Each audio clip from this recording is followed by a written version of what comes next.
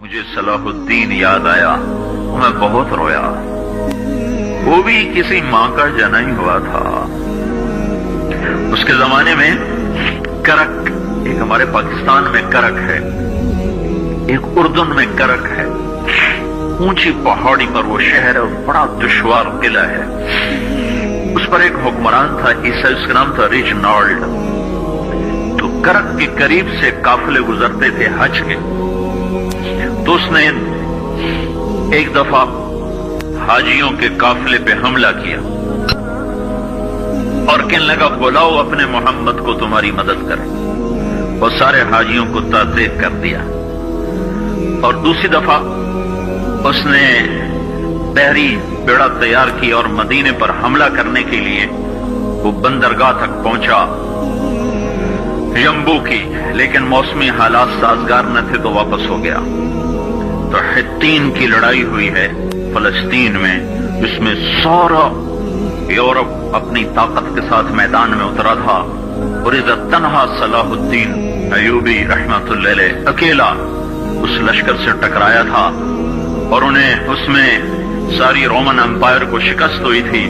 تو بڑے بڑے بادشاہ اس میں گرفتار ہوئے، تو اس میں ریجنالڈ بھی گرفتار ہو کے آیا۔ تو کوئی 12 بادشاہ تھے ریاستوں کے جو سامنے اس کے پیش کیے گئے، تو پیاس کی شدت سے سب کا برا حال تھا۔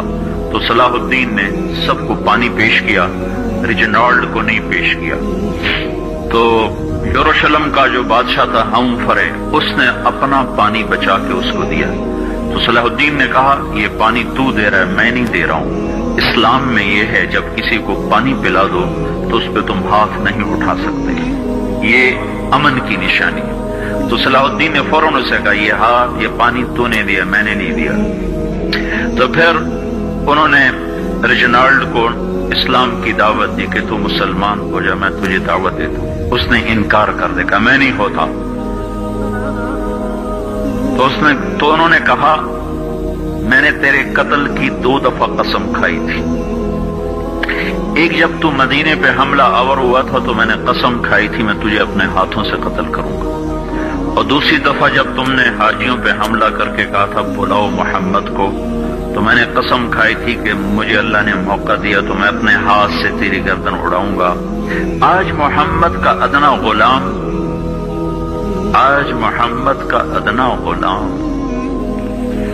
تیری اس بات پر یہ فریضہ ادا کرنے کے لیے آ رہا ہے، اور اپنی تلوار سے اس کی گردن اڑائی، وہ پیچھے لٹک گئی، پوری نہیں اڑی، پیچھے لٹک گئی۔ خوفناک منظر بن گیا۔ تو سارے بادشاہوں پہ کب کبھی تاری ہو گئی۔ تو صلاح الدین فرمانے لگے ہمارے مذہب میں یہ نہیں ہے، بادشاہوں کے ساتھ ہم بادشاہوں جیسا ہی سلوک کرتے ہیں، پر یہ حدود سے آگے چلا گیا تھا۔ اب مجھے یہ قصہ بھولا ہوا تھا، مجھے انہی حادثوں میں، انہی ہنگاموں میں وہ یاد آیا، تو بعد تنہائیوں میں بیٹھ کے بے بسی کے آنسو بہہ جاتے ہیں، اور اس کے سوا کوئی چارہ نہیں ہے۔ ہماری ساری نسل موسیقی میں ڈوب چکی ہے، جو بدن سرتال پہ تھرکتے ہوں، جو بدن موسیقی کے اوپر ہلتے ہوں، رقص میں آتے ہوں، ان پہ کانٹے ہی اگیں گے، ان پہ صلاح الدین کا پھول نہیں اگ سکتا، ان میں محمد بن قاسم کے پھول نہیں اگ سکتے۔ پانچ ہو گئی ہے ہماری نسل، اور یہ یورپ کا سحر ہے جو چل گیا ہے۔ ہماری بے بسی ہے، ہماری بے بسی ہے۔ میں تو بس منت ہی کروں گا اپنے آپ کو پہچانو، اپنی ہستی حیثیت کو پہچانو، اپنی نسبت بدلو۔ تمہاری نسبت یورپ کے ساتھ ہو کے اگر موت آئی بے قیمت ہو جائیں گے، اگر مدینے والے کی نسبت مل گئی تو حضرت فاطمہ کے دائیں بائیں تمہیں بھی کھڑا کر دیا جائے گا، حضرت خدیجہ کے دائیں بائیں تمہیں بھی کھڑا کر دیا جائے گا۔ یہ چند دن ہیں، صبر کر لو، گھٹ گھٹ کے مر جانا ہی بیٹیوں کی روایت ہے۔ مشرق کی بیٹی، اس نے گھٹ گھٹ کے مرنا ہی سیکھا ہے۔ ہاں، یہ آزادی، یہ آوارگی، یہ مغرب کی عورت کا خاصہ ہے، اور 18ویں صدی تک مغرب میں بھی کوئی عورت ایسے ننگی نہ کہ جتنا بھی لے کر آئیں اس کی ایک لمٹ ہے، اور اللہ تو لمٹ سے بالا تر ہے، اس کی تو کوئی لمٹ کوئی نہیں۔ یہ واحد سفر ہے اللہ کی تلاش کا، جس کی کشش ختم نہیں ہوتی، کیونکہ جتنا اللہ کی طرف بڑھتا ہے اتنا اپنے آپ کو ادھورا محسوس کرتا ہے۔ جیسے کوئی آدمی صحرا میں سفر کر رہا ہو تو کوئی ریفرنس نہ ہو، تو وہ جتنا بھی سفر کرتا ہے وہ کہتا پتہ نہیں میں کدھر ہوں، میں کہاں پہنچا ہوں، کچھ پتہ کوئی نہیں۔ ایک چھوٹے سے صحرا میں بغیر ریفرنس کے وہ بالکل ایسے ہو جاتا ہے۔ تو اللہ کی ذات کو کس طرح کوئی بیان کرے اور کیسے کوئی بیان کرے؟ جب وہ اس کی طرف بڑھتا ہے تو کروڑوں سال کی زندگی کے بعد بھی کہتا میں تو ابھی ایک قدم بھی نہیں چلا۔ اب یہ اللہ 11 قسمیں اٹھائے تو آپ کا کیا خیال ہے؟ 11 قسمیں، 10 اور 1 11 قسمیں اس پہ اٹھائے کہ کامیاب کون ہے، ناکام کون ہے، تو اس مضمون میں کتنی طاقت پیدا ہو جائے گی۔ والشمس والضحاها 2، والقمر اذا تلاها 3، والنہار اذا جلاها 4، واللیل اذا یغشاها 5، والسماء وما بناها 6 اور 7، والارض وما طحاها 7 اور 8، ونفس وما سواها یہ 9 اور 10 اور 11، فألهمها فجورها وتقواها قد افلح من زکاها وقد خاب من دساها۔ میرے بندے مجھے سورج والشمس، سورج کی قسم اور سورج کی روشنی کی قسم 2، مجھے چاند کی قسم والقمر اذا طلاها، مجھے دن کی قسم اذا جلاها، مجھے رات کی قسم اذا یغشاها، مجھے آسمان کی قسم اور آسمان کے رب کی قسم، یہاں اپنے آپ کو لے کر آئے، مجھے زمین کی قسم اور زمین کے رب کی قسم، مجھے تیری جان کی قسم، تیری جان کے بنانے والے رب کی قسم۔ یہ 11 قسموں کے بعد کہتا ہے اپنے آپ کو ٹھیک کر لے تو تو کامیاب ہے، اور اپنے آپ کو تو نے غفلت میں ڈال دیا تو تو ناکام ہے۔ تیری کامیابی بھی تیرے اندر ہے اور تیری ناکامی بھی تیرے اندر ہے، باہر سے اس کا تعلق ہی کوئی نہیں ہے۔ ہماری وہاں کی سرائکی کا شعر ہے، دل دریا سمندروں ڈوبے کون دلاندیاں جانے ہو، وچے بیڑے وچے جھیڑے وچے ونج مہانے ہو، کہ ساری کامیابیاں ناکامیاں تمہارے اندر ہیں، باہر کچھ بھی نہیں ہے۔ 11 قسمیں اللہ اٹھائے۔ اس کا سکیچ مجھے یوں نظر آتا ہے کہ اللہ کہتا میرا بندہ والشمس وضحاها، مجھے سورج اور اس کی روشنی کی قسم، کامیابی تیرے اندر ہے، ناکامی تیرے اندر ہے، مانتے ہو؟ کہتا دل نہیں مانتا۔ ادھر تو بڑی بڑی گاڑیوں والے ہیں اور آئے تھے وہ فیکٹریوں میں کام کرنے، اور وہ بڑے بڑے نواب بنے بیٹھے ہیں، دل نہیں مانتا۔ پھر اللہ کہتا ہے والقمر اذا تلاها، مجھے چاند کی قسم جب وہ پیچھے آتا ہے۔ کامیابی تیرے اندر ہے، ناکامی تیرے اندر ہے، سمجھ میں آئی ہے بات؟ کہتا نہیں آئی۔ تو پھر اللہ قسم اٹھاتا ہے واللیل اذا یغشاها، مجھے رات کی قسم جو چھا جاتی ہے، کامیابی تیرے اندر ہے، ناکامی تیرے اندر ہے، اب مانتے ہو کہ نہیں مانتے؟ پھر اللہ کہتا ہے والنہار اذا جلاها، مجھے دن کی قسم اور اس کی روشنی کی قسم، کامیابی تیرے اندر ہے، ناکامی تیرے اندر ہے، مانتے ہو؟ کہتا دل نہیں مانتا۔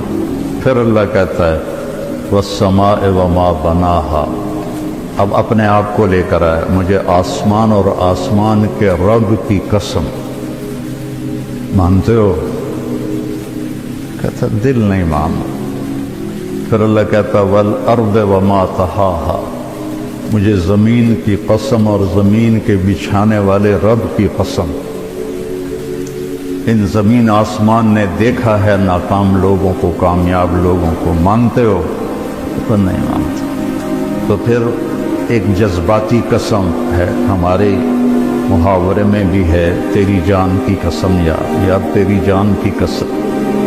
تو آخر میں اللہ کہتا ہے یار میرے بندے وَنَفْسًا وَمَا سَوَّاهَا، مجھے تیری جان کی قسم اور تیری جان کے بنانے والے رب کی قسم، اب تو میری سن لے، میری مان لے، قد افلح من زکاها وقد خاب من دساها، اسے پاک کر لے تو کامیاب، اسے ناپاک کر لیا تو ناکام۔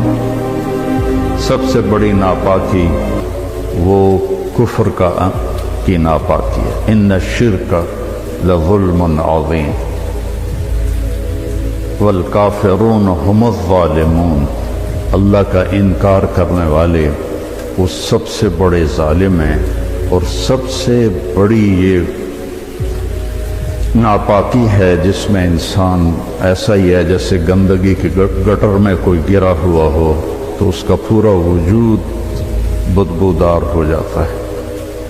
اور قد افلح من زکاہا، اور جو اس کو پاک کرتا ہے، اور دوسری جگہ اللہ تعالی نے فرمایا قد افلح من تزکا وذکر اسم ربہ فصلی، ایمان کے بعد جو چیز انسان کو پاک کرتی ہے وہ نماز ہے، ایمان کے بعد جو چیز انسان کو پاکیزہ بناتی ہے وہ نماز ہے۔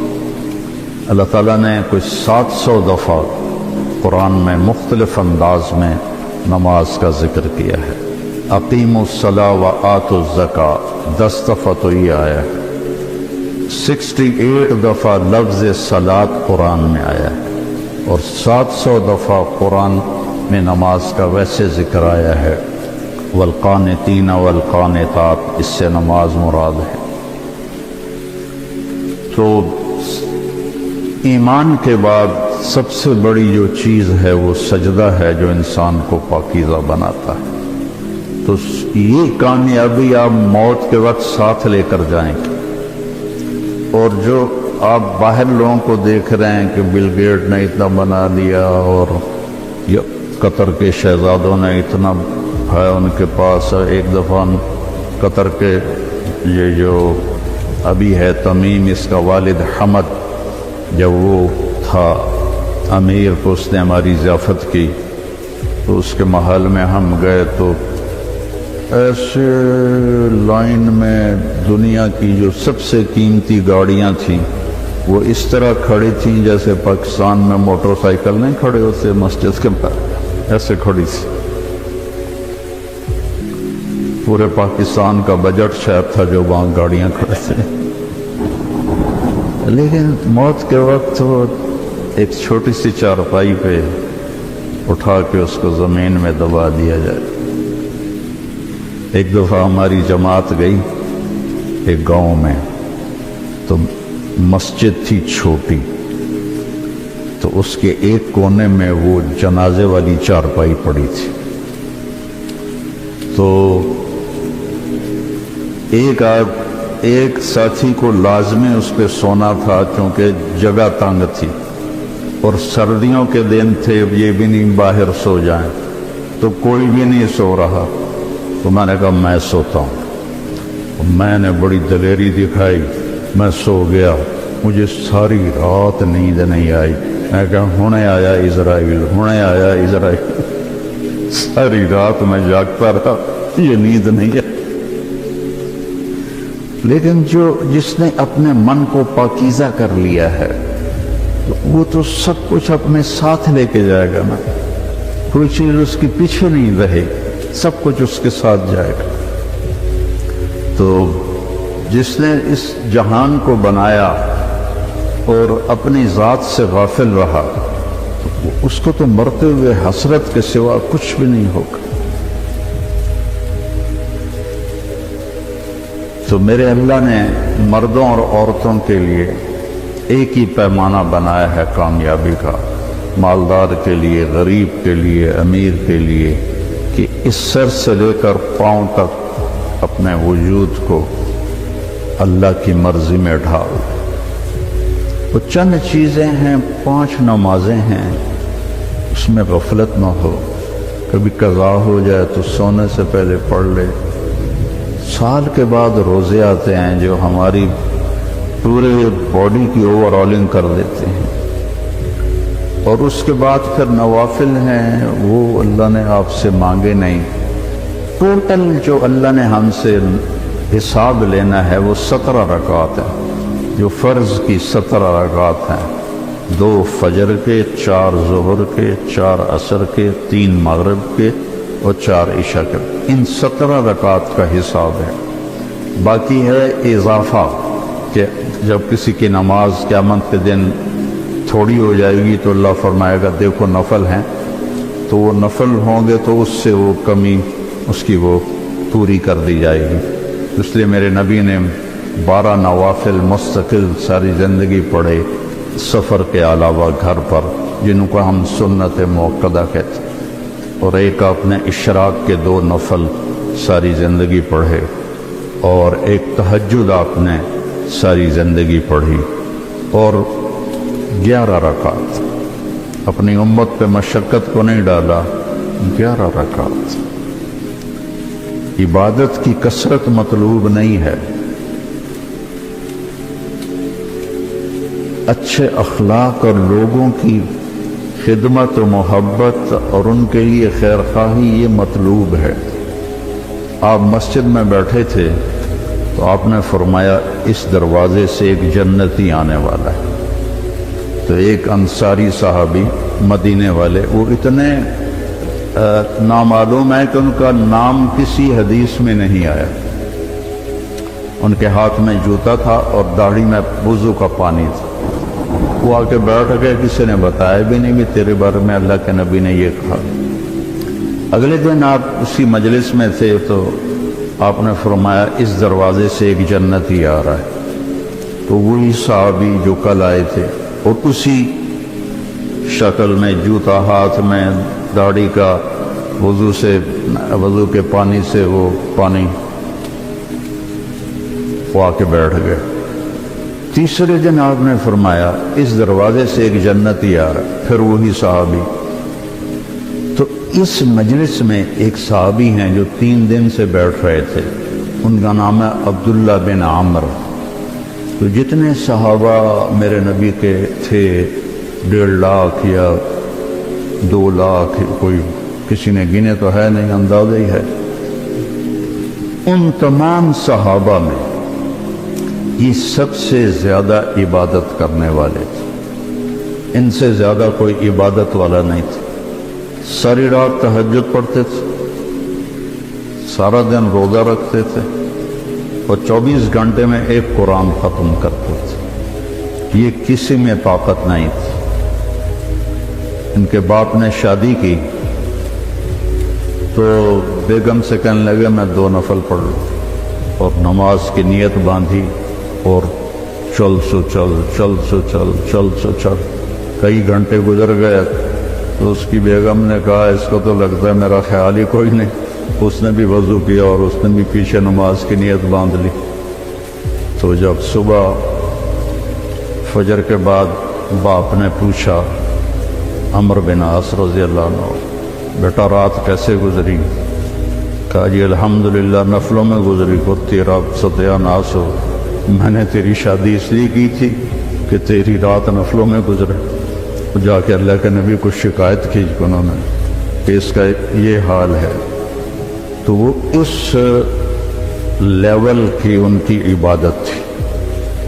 تو ان کو خیال آیا یہ مجھ سے زیادہ عبادت کرتا ہے، 24 گھنٹے تو سارے میں نے فل کیے ہوئے ہیں، تو اس کے 25 گھنٹے تو میں دیکھوں گا وہ کیا کرتا ہے۔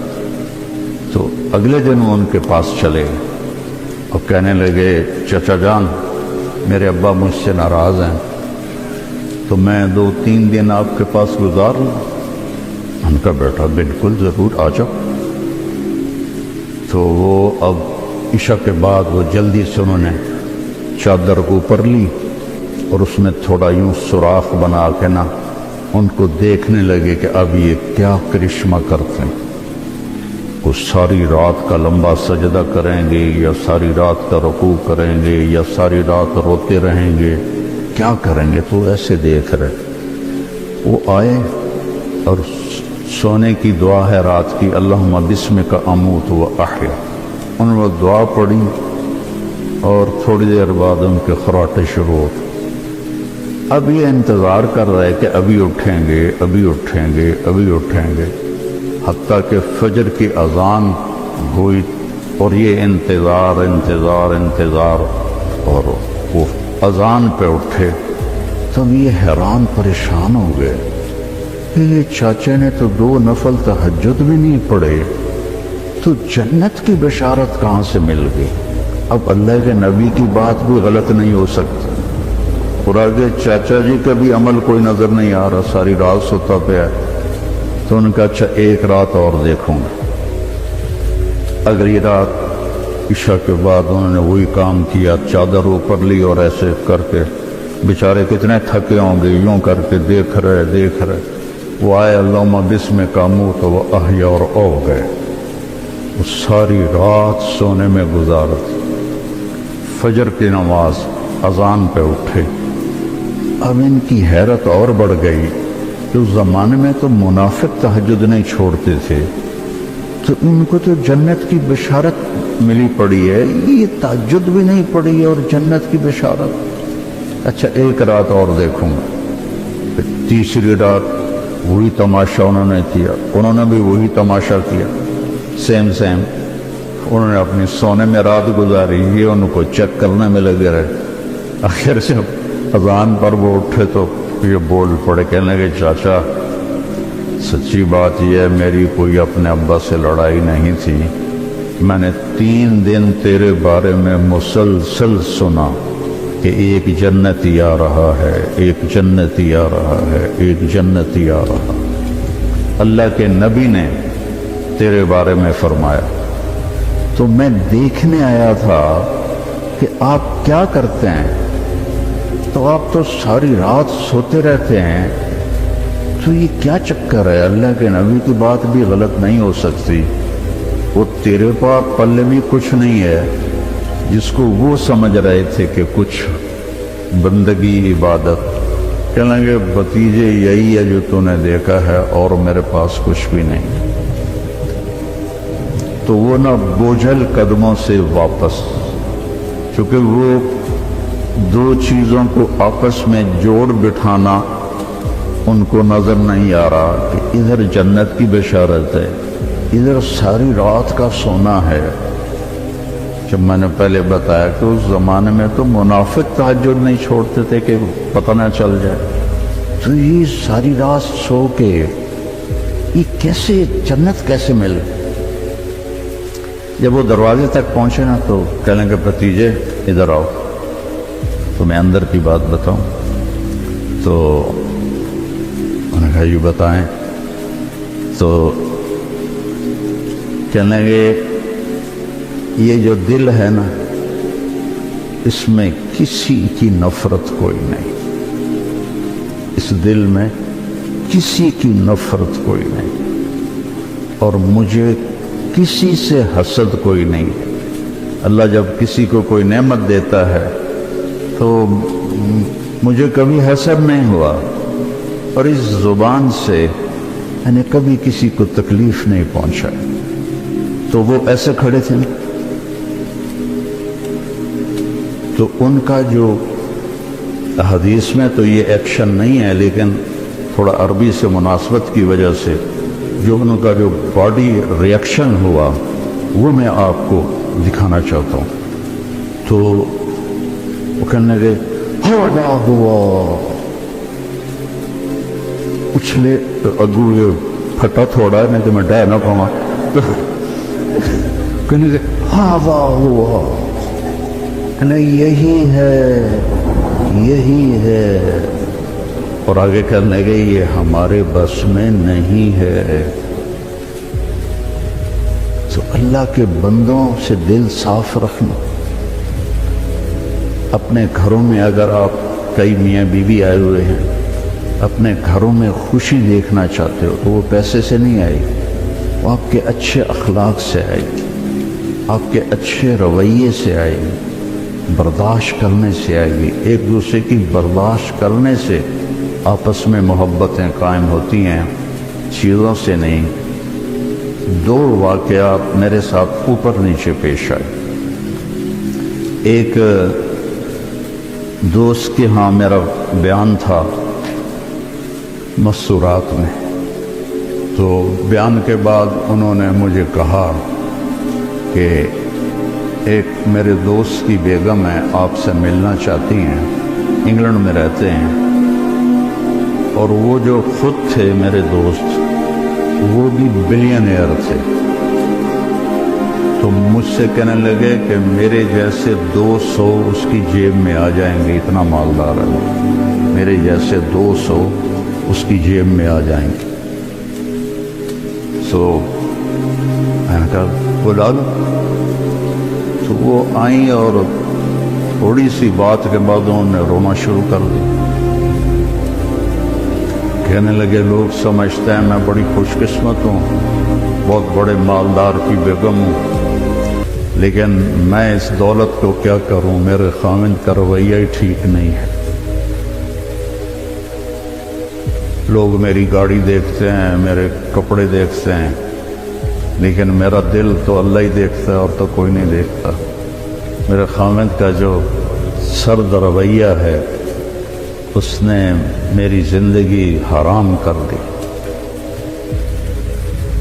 چند دن کے بعد میں کراچی جا رہا تھا، تو مجھے دیکھ کر ایک نوجوان میرے پاس آ گیا، کہنے لگا مولانا آپ سے ایک بات کروں کہ اللہ نے مجھے سب کچھ دیا ہے، دولت بھی ہے، عزت بھی ہے، سب کچھ ہے، لیکن میں اپنی بیوی سے اتنا تنگ ہوں، اگر میرے بچے نہ ہوتے تو میں اس کو طلاق دے دیتا۔ اس کی زبان 30 فٹ لمبی ہے۔ میں کہ رکھ دی کتنے 30 فٹ جڑے تو اس کی زبان 30 فٹ لمبی ہے۔ تو یہ دو تصویر کے رخ ہیں، ایک خامند کی بد اخلاقی سے عورت رو رہی ہے، اور ایک جگہ عورت کی بد اخلاقی سے خامند رو رہا، اور وہ کہہ رہا ہے بچے نہ ہوتے تو میں طلاق دے دیتا۔ تو اپنے گھروں میں اگر آپ خوشی دیکھنا چاہتے ہیں تو اپنی زبان کا بول میٹھا کریں، اور ایک دوسرے کی برداشت کرنا سیکھیں۔ میرے نبی کا فرمان ہے سب سے بہترین گھونٹ اور سب سے میٹھا گھونٹ جو انسان پیتا ہے وہ غصے کا گھونٹ ہے جس کو وہ پی لیتا۔ اچھا، غصے کو پینے سے کیوں تشبیہ دی؟ برداشت کرنا نہیں کہا، پینے سے۔ کہ عرب میں پانی کوئی نہیں، اور پانی کے پیچھے 3 دن کا سفر کر کے وہ مشکیزوں میں پانی بھر کے لاتے ہیں، تو پانی کی حفاظت وہ اپنی جان سے بھی زیادہ کرتے ہیں، تو ایک گھونٹ کے لیے بھی وہ ترستے ہیں۔ تو میرے نبی نے تشبیہ دی وہ غصے کے برداشت کرنے کو پانی سے، کیونکہ پانی کا گھونٹ اگر مل جائے تو زندگی بچے گی نہ کہ بچے گی، کہ غصے کو پی جاؤ تو تمہاری گھر کی ساری زندگی خوبصورت ہو جائے گی، بچ جائے گی۔ اور